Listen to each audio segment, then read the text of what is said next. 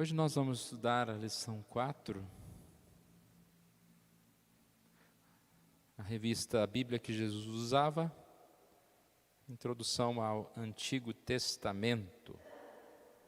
Então nós falamos a respeito dessa importância, de estudar este tema, a introdução ao Antigo Testamento, que é uma forma de entender melhor, talvez tirar alguma dúvida sobre o que é o Antigo Testamento, principalmente nessa lição de hoje, que o Antigo Testamento ele não é um livro separado, como você pode dizer, é o velho, que não tem mais importância, agora a gente vai pelo novo. E entre outras dúvidas, e até mesmo uma forma melhor da gente compreender as passagens. Então a lição de hoje ela tem como tema continuidade e descontinuidade entre os testamentos. Vamos fazer esta leitura, é Gênesis 15, de 1 a 6.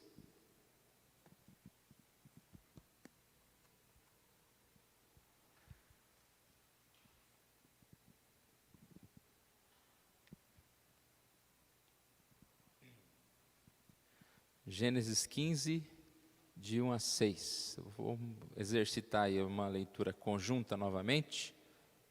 Sei que ainda a máscara impede um pouquinho, mas vamos ler bem forte aí para a gente guardar. Gênesis 15, de 1 a 6. Versículo 1. Depois desses acontecimentos, veio a palavra do Senhor a Abraão, uma visão, e disse: Não temas, Abraão, eu sou o teu escudo, e teu galardão será sobremodo grande. Respondeu Abraão: Senhor Deus, que me haverás de dar, se continuo sem filhos, e o herdeiro que minha casa é o Damasceno Eliezer? Disse mais Abraão: A mim não me concedeste descendência, e um servo nascido em minha casa será o meu herdeiro. A isso respondeu logo o Senhor, dizendo: Não será este o teu herdeiro, mas aquele que será gerado de ti será o teu herdeiro.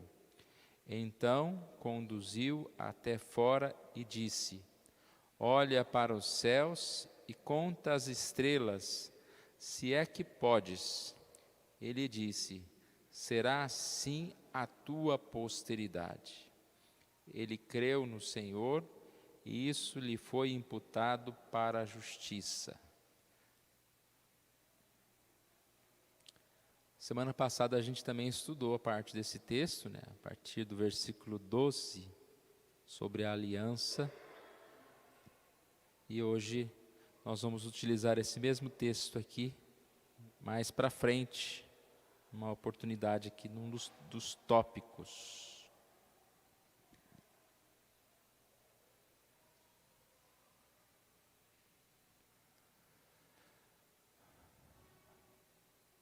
O Novo Testamento e o Antigo Testamento. Então, algumas considerações em relação a esses dois testamentos. Tem uma frase aqui de Agostinho, ou atribuída a Agostinho, que diz: o Novo Testamento está escondido no Antigo, ao passo que o Antigo é desvendado no Novo. Ou seja, existem diferenças, mas existe grande relação e interação entre os dois. A Bíblia ela é uma biblioteca, são vários livros. Então, se a gente fosse separar, eu sigo Tiago, mas não sigo Paulo. Eu gosto do Evangelho de João, mas não de Lucas. Então, a Bíblia é uma só. Toda a Escritura é inspirada, nós já lemos e estudamos sobre isso. E toda é toda. Tanto o Antigo Testamento como o Novo Testamento, nós sabemos que toda a palavra de Deus, ela é única. Essa afirmação fala então sobre essa relação existente entre o Novo e o Velho Testamento. Por que nós estamos dizendo isso? Bom, pode ser que a gente aqui não tenha nenhuma dúvida sobre isso, mas ela é uma dúvida e ela até é um motivo de divisão entre pessoas, igrejas. Alguns dizem, eu prefiro o Antigo Testamento. Alguém pode dizer, não, mas aí também eu prefiro estudar o Antigo Testamento, né? Eu prefiro estudar o Antigo Testamento e Salmos. Na verdade, às vezes essa é uma posição um pouco equivocada da nossa parte, né? Porque o livro é um só. Talvez você se identifique mais com uma palavra que Paulo diz em relação à própria vida, à própria questão pessoal, mas toda a palavra é uma só. Ela trata de um único tema. Lembra na semana passada? Qual que é a estrutura, né? A estrutura arquitetônica, essa é a palavra, né? Qual que é a estrutura? Qual que é o alicerce? Não, o alicerce é o chão, né? As colunas da palavra. A estrutura é a aliança. É a aliança que Deus fez conosco. E aonde que está a história desta aliança? Desde o princípio criou Deus os céus e a terra, até a última palavra de Apocalipse. Então, um todo que nós vamos conhecer e compreender. A ideia de Novo Testamento e Antigo Testamento, você só conhece a Bíblia por ela toda. Se você se fixar apenas numa passagem, num versículo, você vai ser alguém que vai cometer heresias. Por que existem tantas heresias, tantos pensamentos falhos, tantas falsas doutrinas? Porque as pessoas decidem o que elas querem só aquela passagem. Então você vê pessoas até que não são cristãs, seitas por aí, usam a palavra, mas eles só usam aquele versículo que eles querem. E uma desculpa muito boa para se dar não, o Antigo Testamento passou, caducou, já não é mais necessário. Há grupos que defendem uma descontinuidade radical, dizendo que Deus no Antigo Testamento tinha um povo, que era Israel, e no Novo Testamento tem outro povo, que é a igreja. Não, é um único povo, nós somos povo de Deus. O Israel era a igreja, nós somos a igreja, nós somos o Israel de Deus, e assim é um só povo. E aí, essa necessidade das continuidades. Uma outra questão é sobre a questão de liberdade, da obrigação da lei moral, né, da lei. A lei do Antigo Testamento não precisa ser mais cumprida. Então, isso nós vamos ver no decorrer da lição. Continuidade e descontinuidade. Algumas coisas mudaram, mas lei moral, Deus é o mesmo Deus, Ele não vai mudar, né? A lei moral, no sentido do que é certo, do que é errado. No Antigo Testamento não podia matar, no Novo Testamento pode matar. Então isso é lei moral, isso não muda. Nós entendemos que é uma só palavra. E aí a gente vai perceber que todas essas tentativas de ajustes e até de negação de certas questões é para favorecimento pessoal. É para tentar encaixar algumas coisas modernas que estão por aí, ou pecados antigos que estão por aí, e aí as pessoas falam, não, isso aí era no Antigo Testamento que se falava, agora não é mais assim.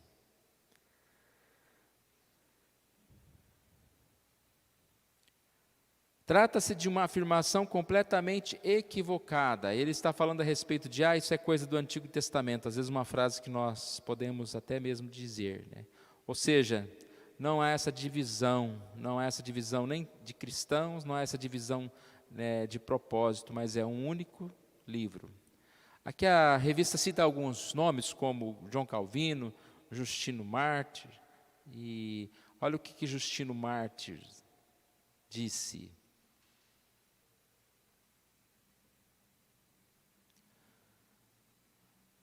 Escreveu Diálogo com Trifão, uma obra que tem o propósito de apresentar a relação entre os judeus e os cristãos. Então ele apresenta uma forma de continuidade entre os testamentos, discorrendo sobre como os cristãos estão incluídos entre aqueles que foram prometidos a Abraão. Como os cristãos foram incluídos entre aqueles que foram prometidos a Abraão. É nessa relação que a gente falou há pouco, né, de alguém que divide igreja, Novo Testamento e Antigo Testamento, povo de Israel. E nós sabemos que já no Novo Testamento falava dos gentios, daqueles que não faziam parte do povo de Israel, mas fazia parte da aliança de Deus. Então, já a própria Bíblia já explica muito bem isso. Né? Podemos não ser da raça lá do Israel, israelita, mas nós somos povo de Deus. E como muitos de Israel não são crentes, não aceitaram, estão esperando até hoje o Messias vir.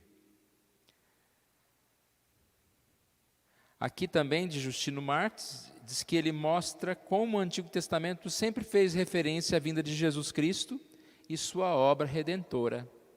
Então, existem até alguns livros fazendo essa ligação de Jesus no Antigo Testamento.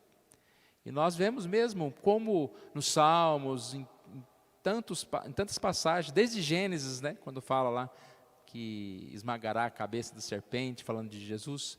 Mas, por exemplo, tem vários salmos que falam o Rei eterno e imortal. Quando se fala de rei na Bíblia, está falando de Jesus, aquele que reinou, aquele que veio à terra. Então, há sim essa mesma afirmação, essa mesma palavra no Novo Testamento, no Antigo Testamento. E é tão interessante a gente ver também quantas passagens do Novo Testamento citam versículos do Antigo Testamento. Hoje mesmo nós vamos ler aqui uma dessas passagens, lá do Salmo 32. Então, citando palavras por palavras do Antigo Testamento. Calvino, mas essa afirmação aqui de Calvino. Calvino afirma nas Institutas que os dois testamentos são uma substância, diferindo apenas na maneira como ambos são administrados. Ele usa essa palavra, a mesma substância. Né? Quando você pega um objeto, uma coisa, você vai analisar, você vai ver do que ela é feita, na substância que está ali. Você sabe qual é a diferença entre uma coisa e outra. Até se você consegue identificar pela substância o que é aquilo. Né? É água, é café, etc. Se você olhar para a palavra de Deus, Novo Testamento e Velho Testamento é a mesma substância. E aí o que ele diz? Que são administrados de maneira diferente, né? Apenas da maneira como ambos são administrados. Olha a frase de Calvino aqui. O pacto de todos os ancestrais em nada difere do nosso em substância e na própria realidade, o qual em última instância é um e o mesmo, Varia-lhe, no entanto, a forma da dispensação. Então, acho que ficou claro, né? Qual que é o objetivo dessa lição? A introdução dessa lição é um pouco maior do que as outras, né? Ela ocupa uma parte aí grande na revista, mas para deixar claro o que é o tema, né? Porque às vezes a gente ouve algumas palavras, né? Continuidade, descontinuidade. O que seria isso? Então, é exatamente essa ideia de que o Antigo e o Novo Testamento são uma só palavra, é a palavra de Deus. Continuidade e descontinuidade é o que realmente continua da mesma forma e o que muda, né? Esse termo descontinuidade até parece que foi abolido, né? Não é que foi abolido, que era, mas não é mais, que Deus mudou de ideia. A ideia de descontinuidade é quando uma coisa nova toma o lugar da antiga. E basicamente, quando a gente estudar aqui, a gente vai ver que a descontinuidade está relacionada aos sacrifícios de animais, de coisas, porque Jesus é o sacrifício. Então, para que a gente vai ficar novamente oferecendo sacrifícios? Isso é a descontinuidade. E continuidade é exatamente porque a Bíblia é uma continuidade, ela é a história da aliança. Deus criou o homem pecou, esse homem ele foi agraciado com Deus, pela presença de Deus, Deus chama esse homem, Deus vem até esse homem por intermédio de Moisés, e aí eles seguem lá no deserto, e o tabernáculo, a construção do templo, tudo isso é uma continuidade, ou seja, é um fator que vai evoluindo. Aqui, o texto que nós lemos hoje em duas passagens diferentes, sobre uma luz que vai brilhando mais e mais, é exatamente esse contexto de revelação de Deus para nós. Ainda nós não temos a compreensão total, nós não estamos ainda aptos para explicar todas as coisas, a nossa comunhão ainda é limitada, mas cada dia que passa, nós somos agraciados com a parte dessa revelação, que ela vai continuando. Então, por isso que é continuidade. Até o dia em que estaremos com Jesus, que brilha até o dia perfeito. E assim a palavra nos leva a essa questão. Bom, parando aqui um pouquinho, porque nós vamos entrar nos tópicos, a questão principal aqui, irmãos, é sobre a necessidade que nós temos de estudar a palavra. A mensagem devocional de hoje falou sobre isso. O quanto nós temos em nossas mãos a revelação de Deus, aquilo que Deus é, aquilo que Deus deixou como mensagem para nós. E isso deve ser motivação para nós estudarmos mais a palavra, porque ela realmente é a palavra de Deus. Às vezes a gente parece que não tem essa consciência tão grande. Você tem a consciência da existência de Deus? Nós temos, né? Deus existe. Disse, acredito que foi quarta-feira na hora da liturgia, que Deus nem sente necessidade de ficar explicando a sua existência. A Bíblia já começa com: no princípio criou Deus. Ele não começa explicando: olha, eu sou Deus, existe por isso, por isso. Por que Deus não tem necessidade de explicar na Bíblia sobre a sua existência? Porque as suas obras já são fator que já matam isso, né? Pelas obras de Deus nós sabemos que Ele existe. A grandiosidade do poder, da criação do homem, da natureza, em tudo nós vemos a existência de Deus. Tá, aí se eu te falar que Deus não só fala conosco pela natureza, por aquilo que nós olhamos, mas Ele fala conosco por intermédio de uma palavra escrita. Existe um livro que Deus inspirou homens para escrever. Aí a gente vê a importância dessa palavra. Parece que a gente não consegue atingir isso.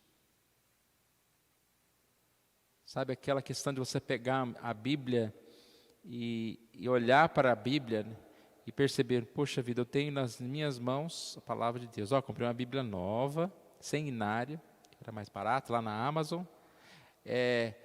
E quando você pega a Bíblia, você fala: poxa, eu estou aqui com a Bíblia nas minhas mãos, que é a palavra de Deus.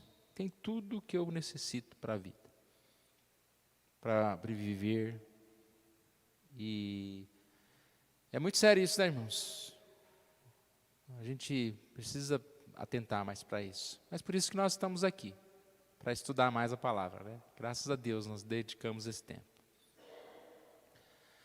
Então vamos lá? Se alguém quiser falar, irmãos, pode nos ajudar aí, por favor. Não sei se o microfone está aí. Tá. Pode nos ajudar. Hoje nós temos bastante tempo, acho que eu terminei um pouquinho mais cedo, então por isso que eu estou até falando mais pausadamente.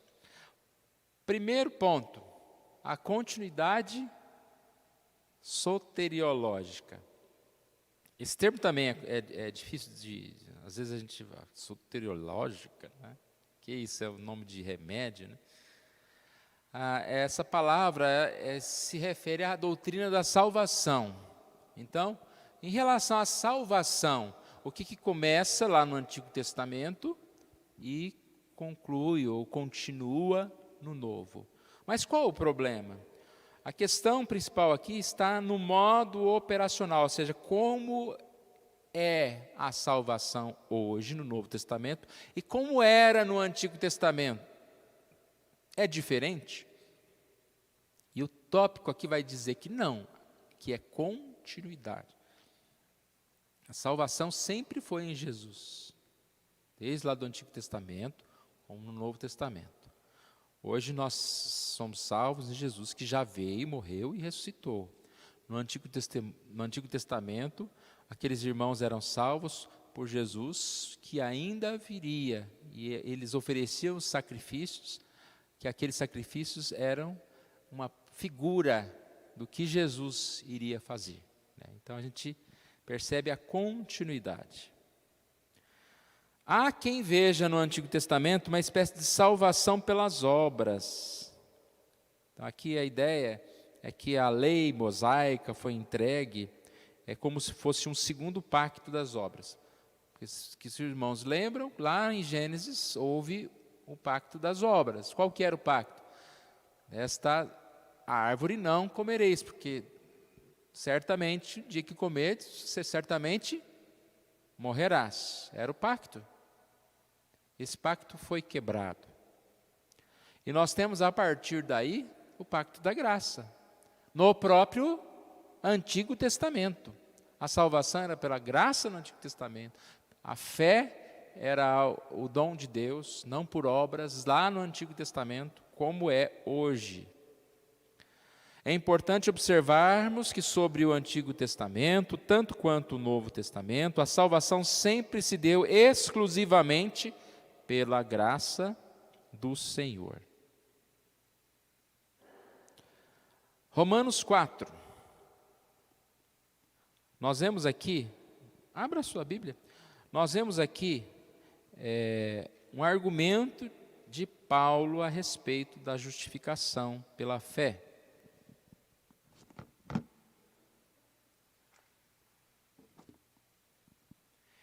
São dois exemplos, o exemplo de Davi e o exemplo de Abraão. O exemplo de Abraão é o texto base que nós lemos há pouco, lá de Gênesis.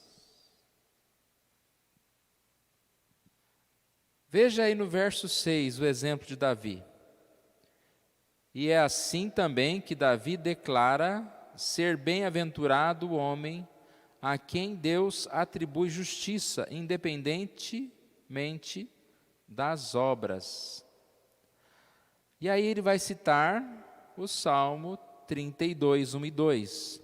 Bem-aventurados aqueles cujas iniquidades são perdoadas, cujos pecados são cobertos. Bem-aventurado o homem a quem o Senhor jamais imputará pecado. É interessante, né, a gente ter essa palavra de Paulo, o apóstolo pregando o Antigo Testamento para nós, né? Porque hoje, se você tem um pastor, você tem uma pessoa que vai trazer a palavra, ela estuda a palavra e ela prega a palavra. E aí a gente vai tirando as conclusões, desde que essa pessoa fale de acordo com a palavra. E aqui a gente está vendo Paulo pregando o Salmo 32. E qual que foi a ideia que ele tirou aqui para nós?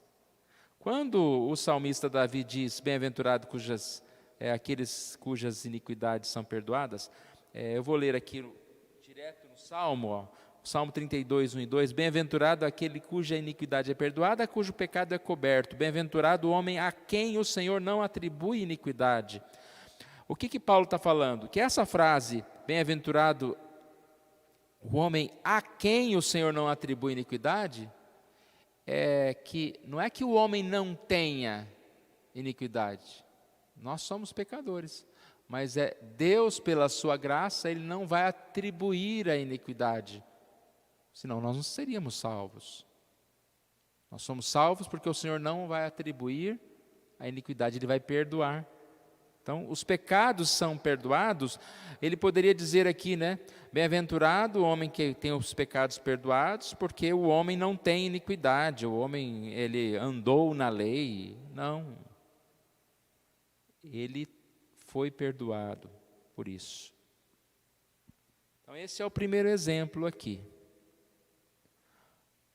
A quem Deus atribui justiça, independente de obras. Nós estamos afirmando a questão da continuidade, né, do Antigo Testamento para com o Novo Testamento, a continuidade a respeito do tema salvação, continuidade da mesma forma, a salvação é administrada. O exemplo de Abraão. Versículo 3, aqui diz, Abraão creu, ainda em Romanos, Abraão creu em Deus e isso lhe foi imputado para a justiça. Vamos ler desde o início aqui. Que pois diremos ter alcançado Abraão, nosso pai, segundo a carne? Porque se Abraão foi justificado por obras, tem que se gloriar, porém não diante de Deus.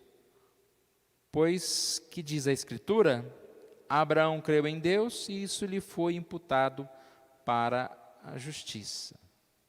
Então a passagem aqui, ele vai voltar aí, vai levar a gente novamente para Gênesis 15. E o que diz lá em Gênesis 15? Lembra, na semana passada nós citamos rapidamente esse texto. Abraão estava triste, ele está reclamando, né, para Deus a respeito da sua vida.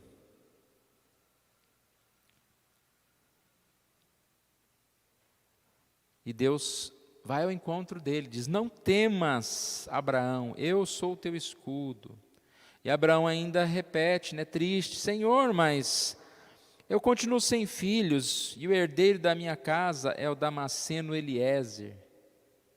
E aí Deus fala, não, o herdeiro da sua casa não vai ser de outra família, não vai ser seu filho.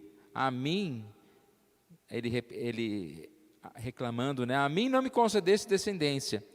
E Deus diz, não, será este o teu herdeiro, né? O Eliezer.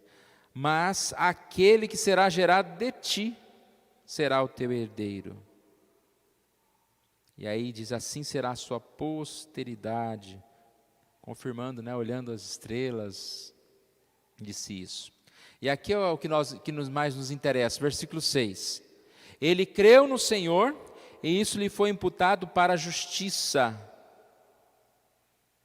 A questão levantada aqui é, Abraão fez alguma coisa, alguma obra?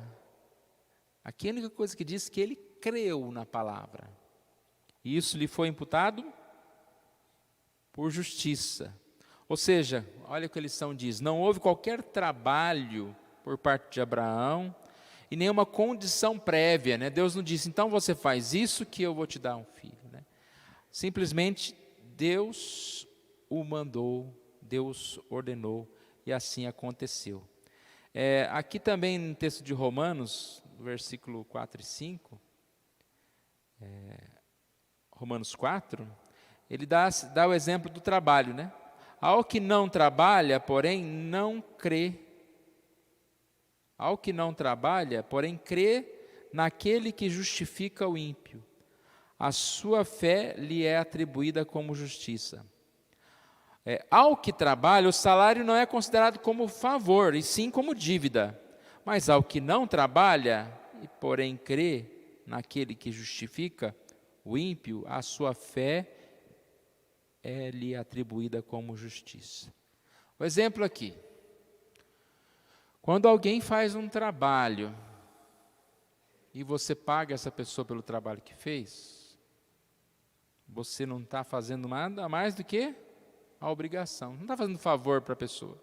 Pelo contrário, se você não pagar, essa pessoa pode ir na justiça e dizer que você está roubando dela, né? Então, se a nossa salvação fosse pelas obras, Deus não estava fazendo mais que a obrigação dele. Eu fiz minha lição de casa e Deus me salvou. E aí o texto diz, olha, esse que não trabalha, que somos nós, ele tem o seu salário considerado como favor, né?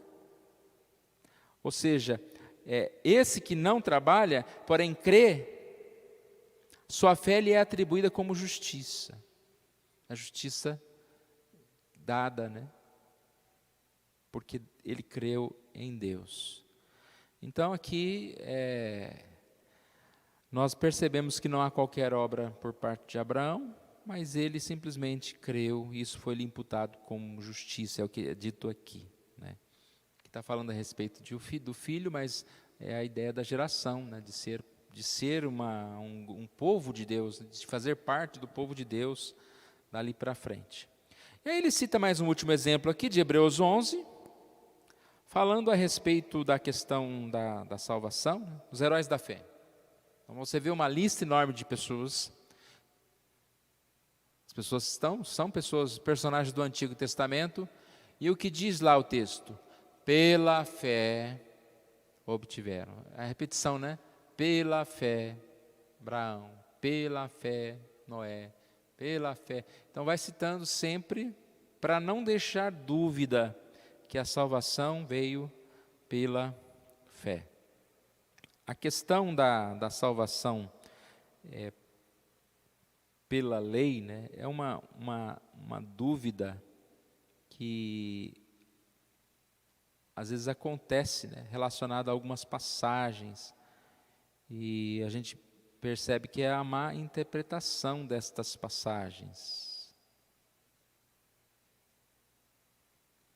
Isso a gente vai ver mais prontamente no próximo tópico, a continuidade ética.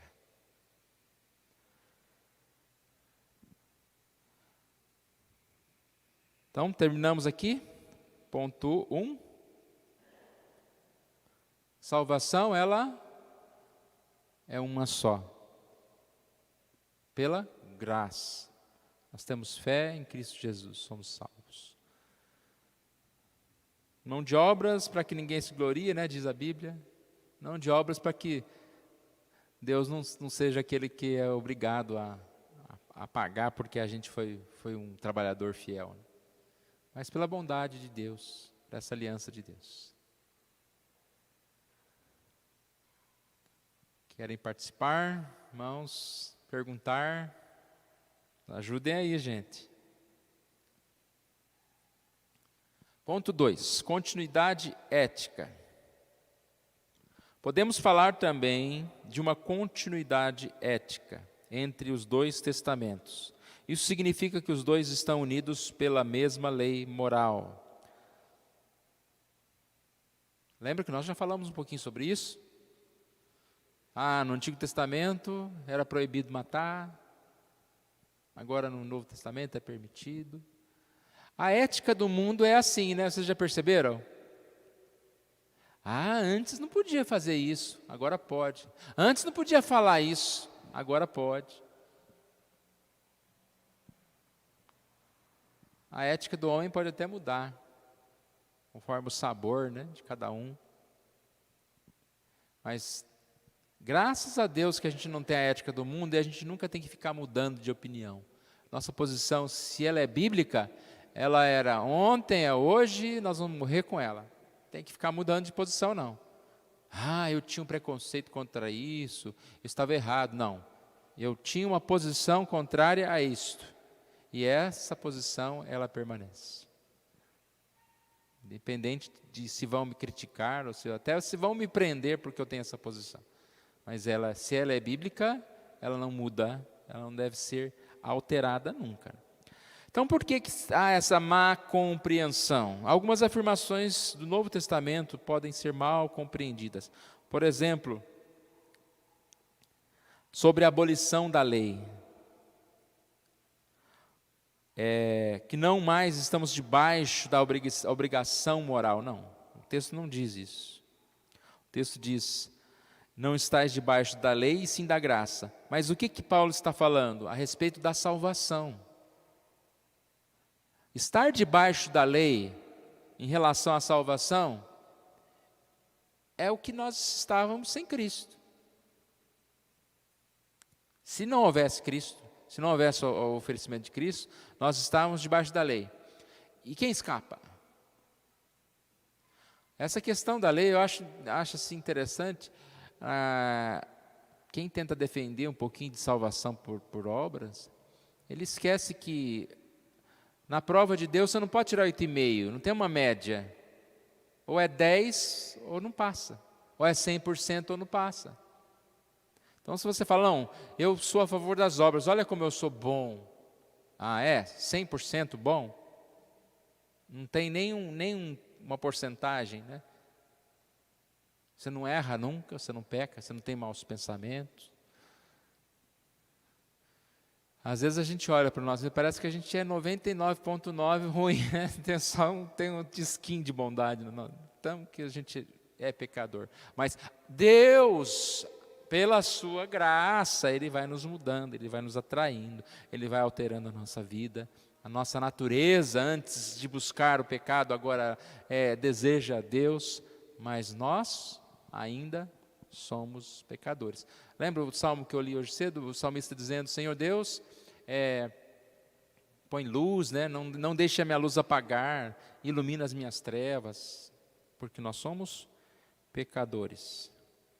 Quando fala o fim da lei é Cristo, por exemplo, o fim da lei no sentido de que ela não tem mais poder de matar, de nos levar para a morte, porque Cristo agora está no lugar da lei.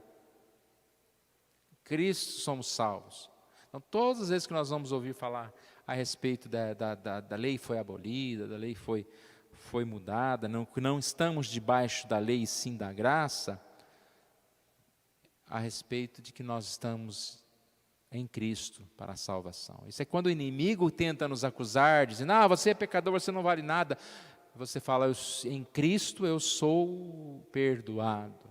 Eu sei que eu sou pecador, mas eu não vivo por debaixo da lei, eu vivo debaixo da graça de Deus.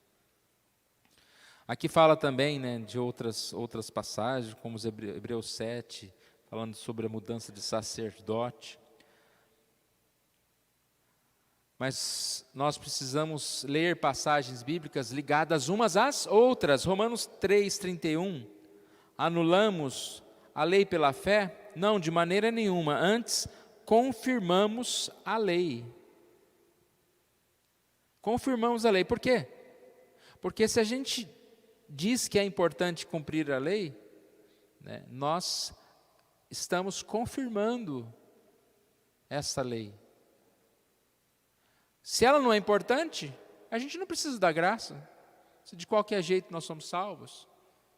Então, quando a gente diz não, a lei é importante ainda, é porque eu estou dizendo a graça de Deus age em mim. Eu preciso da graça, porque a lei ainda importa. A lei ainda, ela, no sentido de me levar ao pecado e à morte. Deu para entender essa questão? Sempre afirmando uma coisa na outra. Paulo, então, argumenta em favor da justificação pela fé. Ou seja, a lei não foi anulada, mas ela é confirmada no Novo Testamento. Olha o que diz aqui a lição. Ela não é, obviamente, um pacto de obras para os cristãos, mas sim uma regra de vida. Olha a diferença. Não tem pacto de obras. O nosso pacto com Deus é o pacto da graça. Mas no pacto da graça, a lei é uma regra de vida. Uma regra de vida para uma vida agradável a Deus, por parte daqueles que já foram salvos e justificados gratuitamente em Cristo Jesus. A lei moral é o padrão divino adequado para regular a vida cristã. Imagine, irmãos, sem seguir a lei.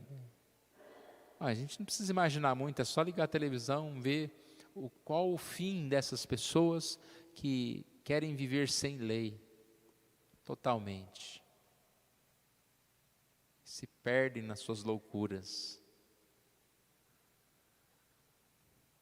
Mateus 5,19, ainda falando dessa afirmação da lei.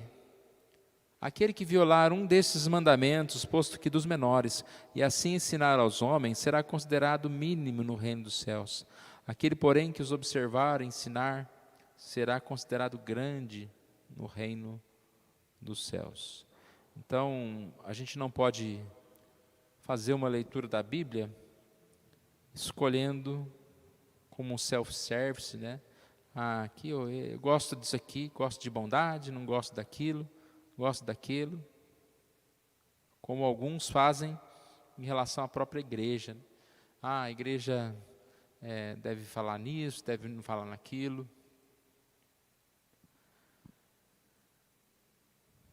Então esse é o ponto 2.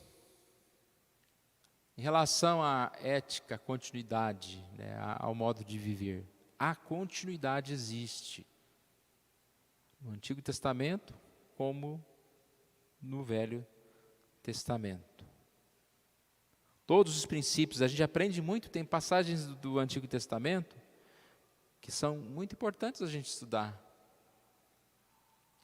Tanto que elas são base para o Novo Testamento. E a gente retirando, né, dessas passagens, modo de vida. Como é bom, irmãos, vivermos bem, praticando a justiça, em bondade. É difícil, né? É difícil. Mas é o que Deus colocou para nós, né? A lei é aquela estrada, né? Sempre é melhor andar na estrada do que numa estrada de chão, do que num terreno cheio de buracos, de empecilhos no caminho. Então nós temos a estrada, nós temos o lugar para caminhar, que Deus traça por intermédio da sua palavra. Aí entra aquela fala que eu disse no início, né, irmãos? Como é importante a gente guardar a lei, guardar a palavra, escutá-la. Porque se você tem aquilo repetidamente na sua mente, aquilo vai formando como se fosse um escudo para te proteger. Você acaba de acordar no dia, passa um tempo em oração, estuda a palavra, você está muito mais fortalecido para o seu dia. E à medida que você vai estudando, até a tentação ela ocorre de forma diferente nas nossas vidas, né? Muitas vezes nós sabemos que somos tentados do mesmo jeito, mas a nossa reação já é diferente, pela base que nós temos na palavra de Deus. Então vamos estudar um pouquinho o ponto 3.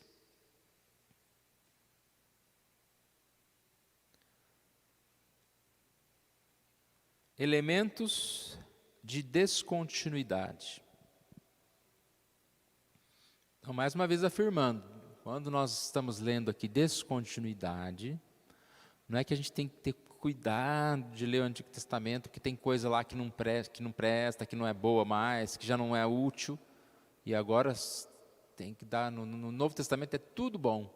Não, a descontinuidade pelo desenvolvimento, as coisas vão desenvolvendo, e aí é descontinuado o anterior. Há elementos de descontinuidade entre os testamentos, mas eles dizem a respeito à forma, como o pacto da graça era administrado no Antigo Testamento. Confissão de Fé de Westminster. Este pacto no tempo da lei não foi administrado como no tempo do Evangelho. Sobre a lei, foi administrado por meio de promessas, profecias, sacrifícios, da circuncisão, do Cordeiro Pascal, de outros tipos de ordenanças dados ao povo judeu, tudo prefigurando a Cristo que havia de vir. Aqui já é uma boa ideia para nós entendermos o que é descontinuidade e o que é continuidade. Tudo que prefigura Cristo que havia de vir foi descontinuado. Então ele deu alguns exemplos aqui, né? Profecias do Antigo Testamento, sacrifícios de animais, vai falar abaixo aqui sobre as festas, né? A circuncisão, Cordeiro Pascal, que são os sacrifícios também, outras ordenanças.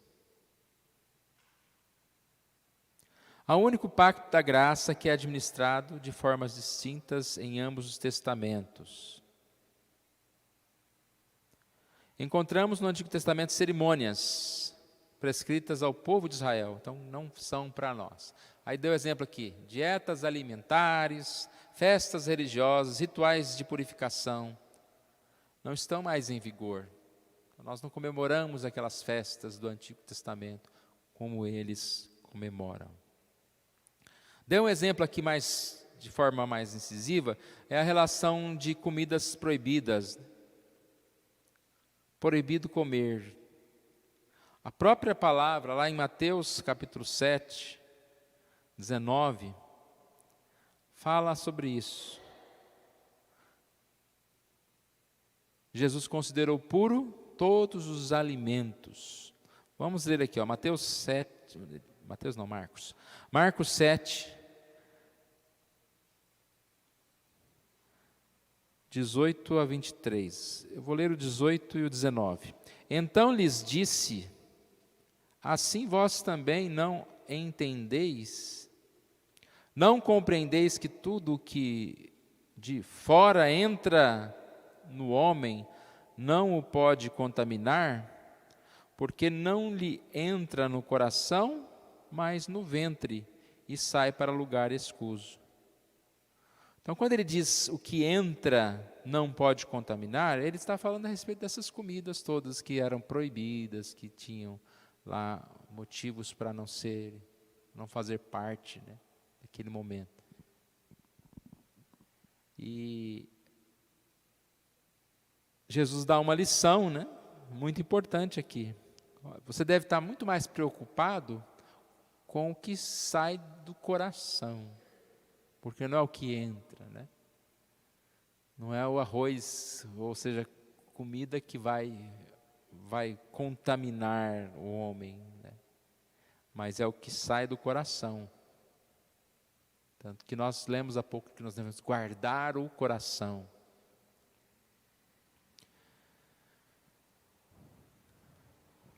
A sequência aqui do texto ainda, de Marcos 7, versículo 20, dizia: o que sai do homem, isto é o que contamina. Porque de dentro do coração dos homens é que procedem os maus desígnios, a prostituição, os furtos, os homicídios, os adultérios, a avareza, as malícias, o dolo, a lascívia, a inveja, a blasfêmia, a soberba, a loucura. Ora, todos estes males vêm de dentro e contaminam o homem.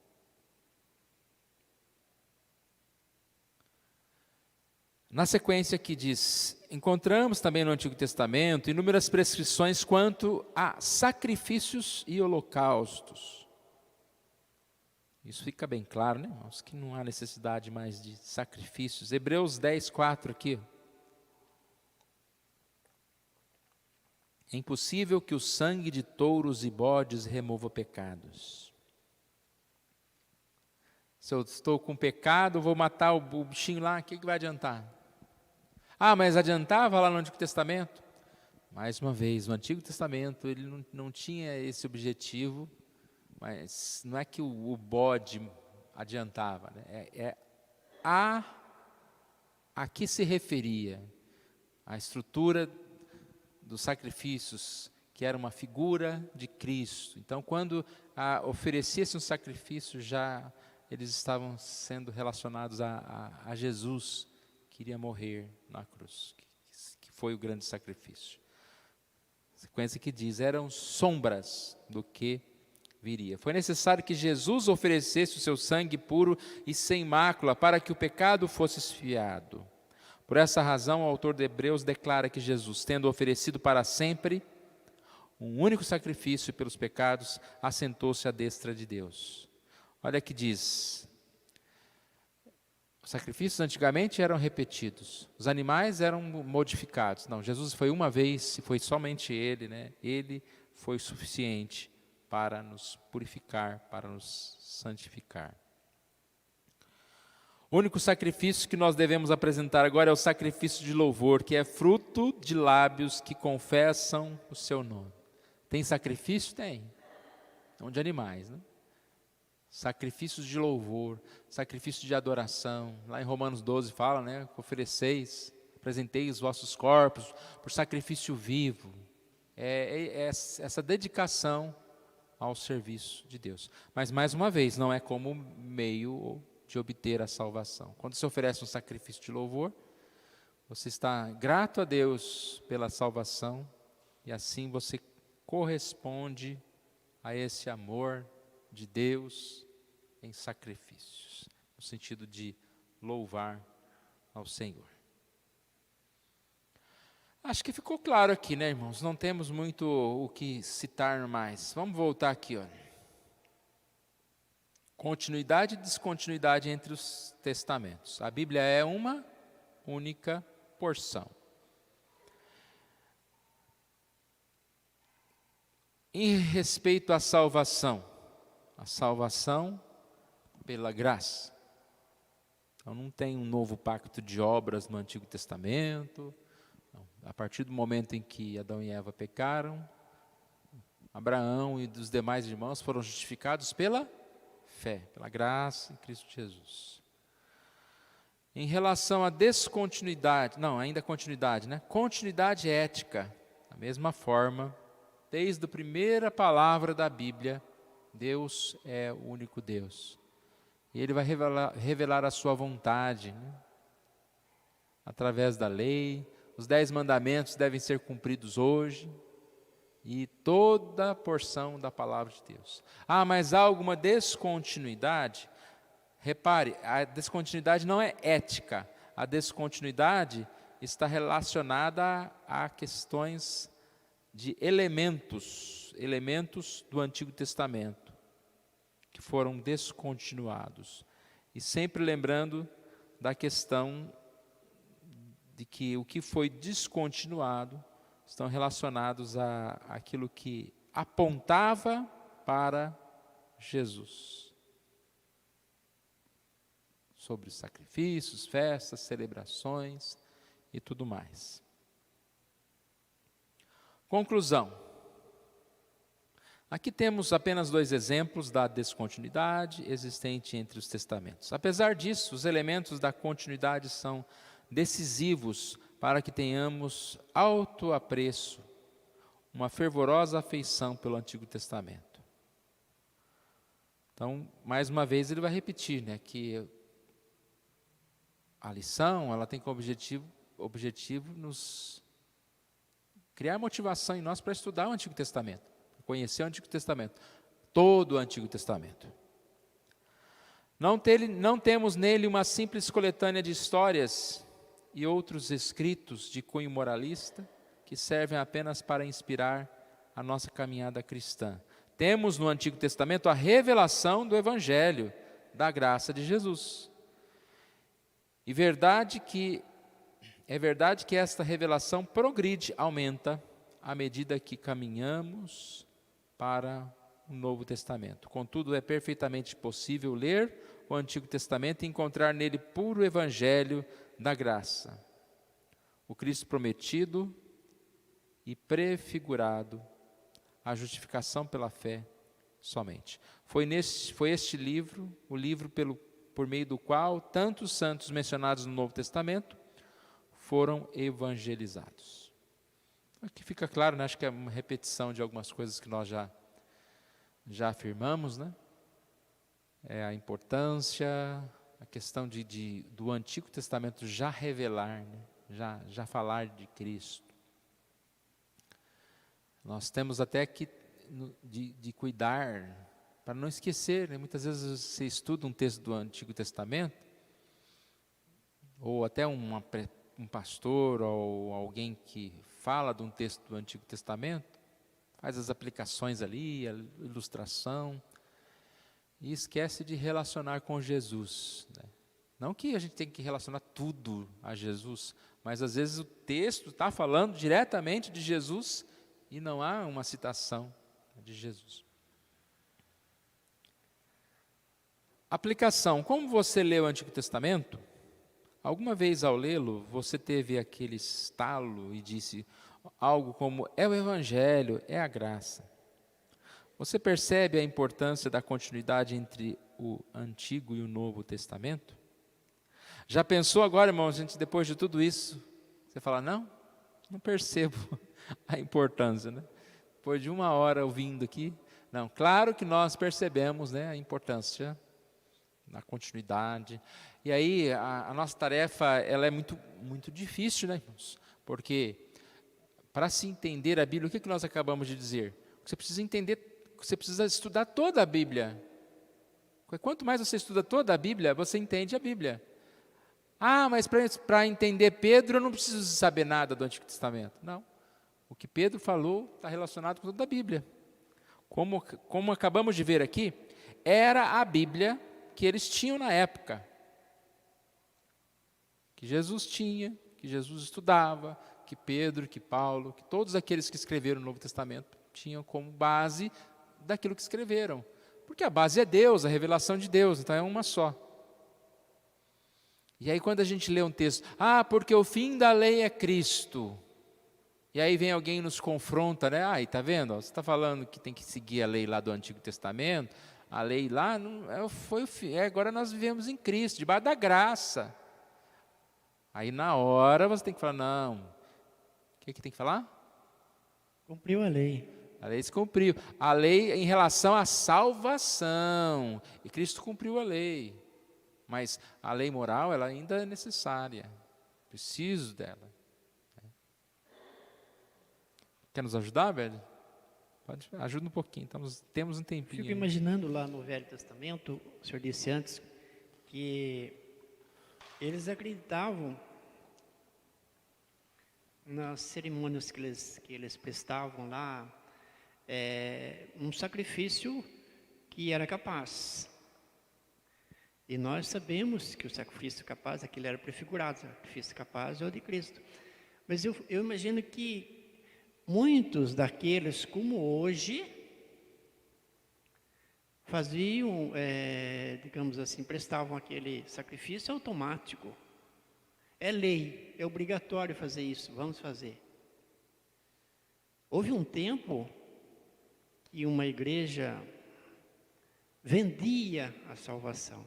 Você ia lá, depositava um valor e pagava a promessa era que aquele valor depositado ia pagar, abrir o caminho para o céu para aquele fiel da igreja. Eu fico pensando as coisas da mesma forma.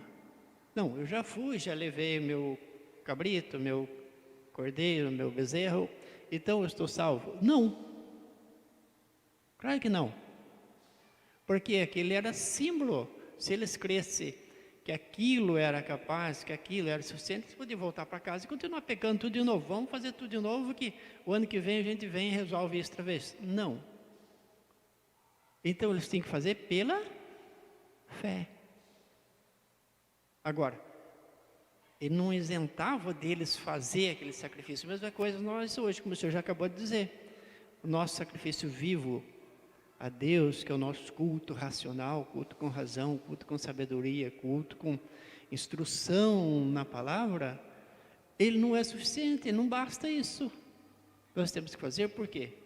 Porque nós cremos num Deus que nos orienta através desse culto, através dessa palavra, e nos garante a salvação pela fé. Aí sim, de outra sorte, posso ir na igreja toda a minha vida, mas eu não me incomodo com a palavra. Eu ouvi o pastor falar. Mas eu ouvi o fulano falar. Mas eu não estou preocupado com a palavra. Eu não busco orientação na palavra. Eu não leio, eu não medito, não faço nada não. Eu vou na igreja todo domingo, está ótimo. Quer dizer, será que basta? Será que é o suficiente? A graça é suficiente. Mas eu preciso buscar também, eu preciso crer nisso. Não foi isso que aconteceu com Abraão? Ele precisou crer para ser imputado como justiça. A fé dele foi imputada como justiça. Por quê? Porque ele creu, porque ele se dispôs. Ele não ficou lá, Deus falou, então tá bom, Deus, vamos esperar, vamos aguardar. Não foi só isso. Ele fez a sua parte. Entrando nesse tópico, que acho que a lição nos levou a pensar um pouco nisso, né? Em relação à lei e à salvação, né? A gente tem muita dificuldade de separar essas coisas, porque eu sei que eu sou salvo, e se eu sou salvo, eu aprendi, né, que Deus vai mudar meu coração para eu praticar a lei, para eu andar na verdade, e cada vez mais buscar as coisas boas, ser uma boa pessoa. Mas o quanto eu consigo ligar isso na minha mente o tempo todo e não trocar os polos aí, né? Não, eu vou na igreja, ou eu vou ajudar o próximo, ou eu vou fazer as coisas boas, porque senão Deus vai me castigar, ou porque senão eu não sou salvo, eu não serei salvo. A ideia da espontaneidade é sempre uma dificuldade, né? De você fazer as coisas espontaneamente. Mas cada vez mais a gente precisa ser esse espontâneo, que vai na igreja, que dá o dízimo, que faz tudo. Não é porque tem o medo da perseguição, porque Deus agora não gosta, Deus não vai ajudar, né? Por exemplo, surgiu a pandemia, doença, não, agora eu tenho que ir na igreja, porque senão Deus vai me castigar, né? Então, às vezes a gente faz essa barganha, é difícil na nossa cabeça separar essas coisas. Mas precisamos sim entender que Deus é o nosso Deus e nos salvou.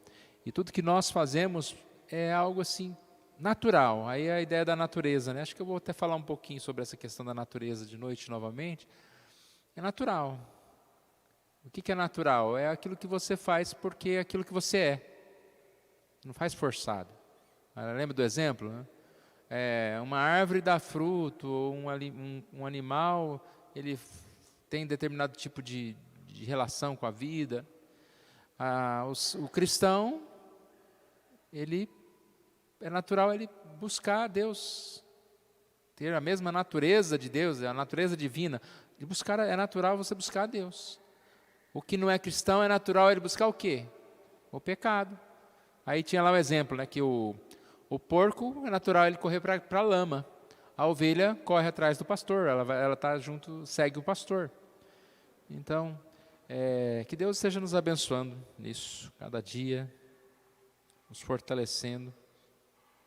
E vamos continuar aí nos nossos estudos da lição, que é muito importante a gente ter, quebrar às vezes essas barreiras de algumas palavras um pouco difíceis, mas são lições muito boas, para que a gente possa entender melhor o Antigo Testamento, e assim criar essa expectativa de ler mais, de ler entendendo melhor, cada vez melhor.